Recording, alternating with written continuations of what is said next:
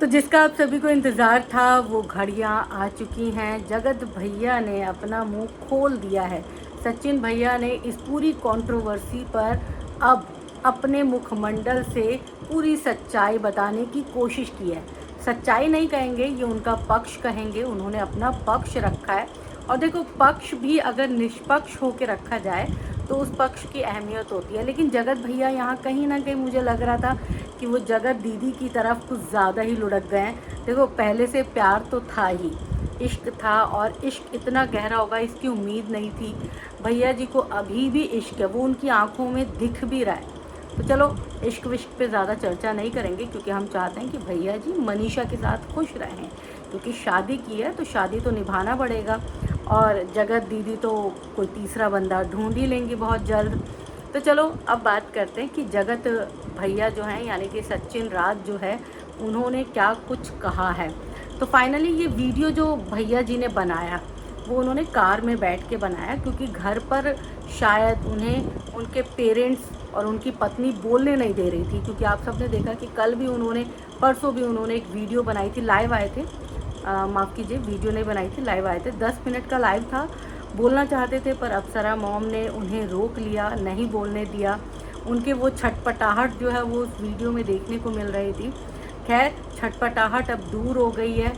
भैया जी अपने घर से निकल के गाड़ी में बैठ के उन्होंने ये पूरी वीडियो बनाई है। और वीडियो एक तरफा वीडियो है। उन्होंने उस वीडियो में जो है पूरी तरह से अपनी इश्क को जगह दी है, यानी कहीं ना कहीं वो साइड लेते हुए नज़र आए जगत दीदी का। क्योंकि जगत दीदी ने अपने भाई के साथ मिलकर जो वीडियो बनाई थी तो उसमें उन्होंने पुकारा था कि आओ और आके मेरी सच्चाई सामने रखो। तो जगत भैया कैसे नहीं आते, तुमने पुकारा और हम चले आए। तो जगत भैया आए और जगत भैया ने जो है वो दीदी की लाज बचाने की पूरी कोशिश की है। और कहीं ना कहीं देखो, लाज बचाने में भी, पक्ष लेने में भी थोड़ा बहुत टॉन्ट कसना ही पड़ता है। क्योंकि अगर पूरी तरह से पक्ष लेंगे कि नहीं जगत दीदी सही है, ठीक है, तो फिर समझ जाएंगे ना आप सब। तो वो ढके छुपे लहजे में उन्होंने जाहिर कर दिया कि है तो जगत दीदी सही, पर देखो सुमित महल जो है वो एक नंबर का छिछोरा है। यानी कि पूरी कंट्रोवर्सी में सुमित महल को अब बना दिया गया विलन, और भैया और दीदी जो हैं वो खुद को पाक साफ साबित करने की कोशिश कर रहे हैं। दीदी तो खैर शुरू से ही मानने को तैयार ही नहीं है कि उन्होंने कुछ गलती की है। दो मर्दों के साथ एक साथ इश्क लड़ाना गलती कहाँ होती है, वो तो स्त्री का प्रेम है। स्त्री चाहे जितने मर्दों में बांट दे। तो ठीक है, वो शायद इसी का बेनिफिट ले रही हैं और इसी रूल पर चलती भी हैं। तो उन्होंने अगर जगत भैया और सुमित महल दोनों से इश्क किया तो कुछ गलत कहाँ किया। एक के साथ इश्कबाजी थी, एक के साथ शादी की तैयारी थी। इश्कबाजी भी कंप्लीट नहीं हो पाई और शादी भी कंप्लीट नहीं हो पाई। तो दो नावों पर पैर रखने का ये नुकसान तो उठाना ही पड़ता है। जगत दीदी को भी उठाना पड़ा, लेकिन जगत दीदी के चेहरे से, जगत दीदी के बातों से कहीं पर भी नहीं लगता कि उनको इस बात का गिल्ट है। उनको इस बात से कोई फ़र्क ही नहीं पड़ता है। क्योंकि एक बार फिर से बीच में जो चीज़ें चल रही थी तब लग रहा था कि जगत दीदी परेशान हैं, दुखी हैं। लेकिन जिस तरह से उनका वीडियो आ रहा है वहाँ पर फिर से लग रहा है कि जगत दीदी परेशान नहीं है। जगत दीदी फुल ऑन एग्रेशन में आ गई है। एक तरफ वो क्लीन चिट दे चुकी है जगत भैया को, यानी कि सचिन को। दूसरी तरफ सचिन जो है वो फाइट कर रहा है जगत दीदी के लिए। वो बोल रहा है कि नहीं जगत दीदी सही है। ये बंदा जो सुमित महल है ये बोल रहा था कि भरे बाजार इसकी इज्जत उतारो। वैसे देखो, अगर सुमित महल ये बातें बोल रहे थे तो कितनी गलत बात है। इस बात को भी मैं सपोर्ट नहीं करती हूँ। ये बात भी उतनी ही गलत है जितनी जगत भैया ने सोशल मीडिया पर आकर जगत दीदी के बारे में बोला था। आपका पर्सनल मैटर था, जब आप इश्क कर रहे थे, एक दूसरों के साथ लगे हुए थे, तब आप बंद कमरे में थे या फिर जहाँ पर भी थे, जहाँ पर भी आपकी चैटिंग होती थी, व्हाट्सएप पे होती थी, मैसेज पे होती थी, तब आप बंद कमरे में सारी चीज़ें कर रहे थे। लेकिन जैसे ही आप दोनों के बीच में चीज़ें ख़राब हुई, आप सब सड़क पर उतर आए, सोशल मीडिया पर उतर आए, और आप सोशल मीडिया को आपने गंदगी का ढेर बना दिया।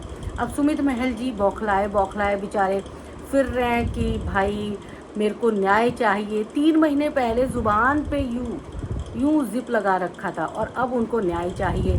और 3 महीने पहले जगत दीदी ने भी अपनी ज़ुबान को सिल रखा था, लेकिन अब उन्हें न्याय चाहिए। तो मतलब समझ में नहीं आ रहा कि इनको न्याय किस बात के लिए चाहिए। जिस बात के लिए इनको न्याय चाहिए था उस बात के लिए ये लड़े नहीं, एक छोटे से वीडियो के लिए लड़े, और वो छोटे से वीडियो ने एक बार फिर से इनकी कंट्रोवर्सी को हवा दे दी है। अब कायदे से जगत भैया को इस मामले में नहीं कूदना था, लेकिन जगत दीदी हैं चंट चालाक औरत। जगत दीदी ने क्या किया, अपने वीडियो में अपने भाई के साथ मैं हाथ जोड़ के अपील करती हूँ कि सामने आओ, सच बताओ।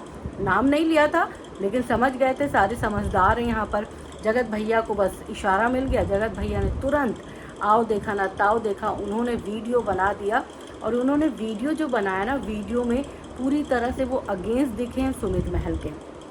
सुमित महल और जगत भैया में 3-4 महीने पहले जब ये कंट्रोवर्सी शुरू हुई थी, 4-5 महीने पहले की बात है, तो बड़ी घनिष्ठता थी। दोनों एक दूसरे के साथ बड़े अच्छे से बात कर रहे थे। दोनों एक औरत की इज्जत उतारते हुए बिल्कुल भी शर्मसार नहीं हो रहे थे। दोनों में से किसी को शर्म नहीं आ रही थी।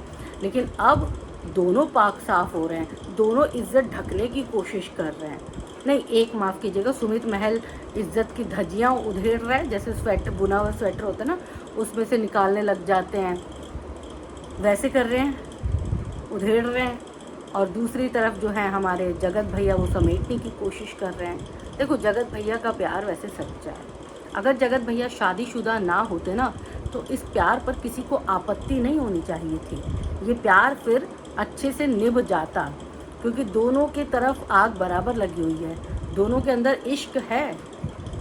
मैडम मोहतरमा जो है वो बुलाती हैं, मेहरबान जो है वो चले जाते हैं, तो आप सबको कुछ अजीब अटपटा नहीं लग रहा? और ऐसा नहीं लग रहा कि दोनों के बीच अभी भी बातचीत होती है? वैसे दीदी भी हमारी खिलाड़ी हैं। दीदी 5 दिन पहले तक जो है वो सुमित महल से बातचीत कर रही थी, फ़ोन पर बातचीत हो रही थी, अपनी सारी प्रॉब्लम शेयर कर रही थी। और मुझे लगता है कि अब फिर से जगत भैया से उनकी बातचीत शुरू हो गई है, क्योंकि जगत दीदी जो है ना, उनको चाहिए किसी ना किसी का साथ चाहिए। सुमित महल नहीं तो सचिन सही, तो मतलब वो किसी ना किसी मर्द का साथ चाहती हैं। वो एक ऐसी औरत है जो अपने आप को आयरन लेडी कहलाना तो बड़ा उनको अच्छा लगता है, लेकिन वो आयरन लेडी वाला कोई काम नहीं करती, वो स्त्री लेडी वाला काम करती हैं। वो जो कपड़े प्रेस करने वाली चीज़ नहीं होती, स्त्री प्रेस, वो वाला काम कर रही है। मतलब इतना छीछा लीडर होने के बाद आपको एक छोटी सी वीडियो पर बोलने की कोई ज़रूरत ही नहीं थी। ठीक है, आपका सुमित महल के साथ कैसा रिश्ता था, आप सुमित महल से इश्क करती थी नहीं करती थी, वो सारी बातें मायने ही नहीं रखती, क्योंकि सुमित महल से तो आपकी शादी नहीं हुई। 2-3 दिन के बाद वो वीडियो थम जाना था, लोग आपको इग्नोर, जैसे इतने बड़े मैटर को लोगों ने इग्नोर कर दिया था, ठीक उसी तरह इस मैटर को भी इग्नोर कर दिया जाता। लेकिन दीदी को कंट्रोवर्सी दोबारा से चाहिए थी, क्योंकि दीदी का गुजारा नहीं हो रहा था। तो अब गुजारा करने के लिए दीदी ने आग लगाई, माचिस जलाई और आग लगाई। वो आग जो है गलती से सुमित महल तक पहुंच गई और सुमित महल जी बौखला गए। सुमित महल को लगा कि भाई मेरे ये पुरुषवादी सोच पर एक कुठाराघात है, अब मुझे तो जवाब देना पड़ेगा। भाई 3 महीने पहले कहाँ थे? और 3 महीने पहले तुम कर क्या रहे थे? 3 महीने पहले तुम अपनी मंगेतर की इज्जत उतारने की बात कर रहे थे, तब तुम्हें शर्म नहीं आई? और दीदी, आप सचिन के टाइम में कहाँ थी? सचिन के टाइम में क्यों नहीं बोली थी? धड़ाधड़ वीडियो आ रही हैं अब आपकी। सचिन के टाइम में आपको आग क्यों नहीं लगी? सचिन ने तो बहुत बड़ी बड़ी बातें बोली थी, तब आपको बिल्कुल आग नहीं लगी। तब आप चुपचाप कमरे में डिप्रेशन की शिकार होके बैठ गई। लेकिन अब अचानक से आपका डिप्रेशन ख़त्म हो जाता है, अचानक से आपके अंदर देवी आ जाती है, अचानक से आपको लगता है कि मुझे अपने लिए लड़ना चाहिए, अचानक से आपके परिवार वालों को भी लगता है कि नहीं, मेरी बेटी को फ़ाइट करनी चाहिए। अरे फाइट जायज़ चीज़ों के लिए करिए ना, आप करते ना। ये मुद्दा बीच में जो उठा है, ये बेकार का मुद्दा उठा है ना। फाइट तो तब करनी चाहिए थी जब 6 महीने पहले आपकी इज्जत एक करके सोशल मीडिया पर उतर रही थी, जब आप पर लोग थूक रहे थे, जब आपकी इज्जत जो है ना सरेआम नीलाम हो रही थी, तब आपके अंदर ये एग्रेशन क्यों नहीं आया?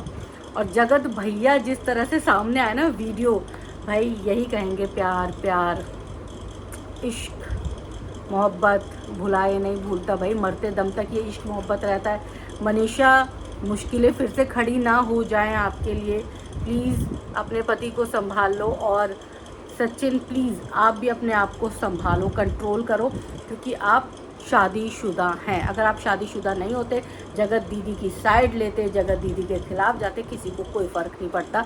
लेकिन आप शादीशुदा हैं, इसीलिए लोग आपको यही हिदायत दे रहे हैं कि एक गलत एग्जाम्पल सेट मत करो, ठीक है ना। चीज़ें आपके लिए नहीं थी। जो दो लोग हैं वो आपस में लड़ रहे हैं, उनको लड़ने देते, क्योंकि वो दोनों भी उस वक्त चुप रहे जब उन्हें चुप नहीं रहना चाहिए था। आपने बहुत बोल लिया। आपने जो 6 महीने हैं ना, 6 महीने में से 3 महीने आपने सिर्फ बोलने का काम किया है। तो अब आपको चुप हो जाना चाहिए।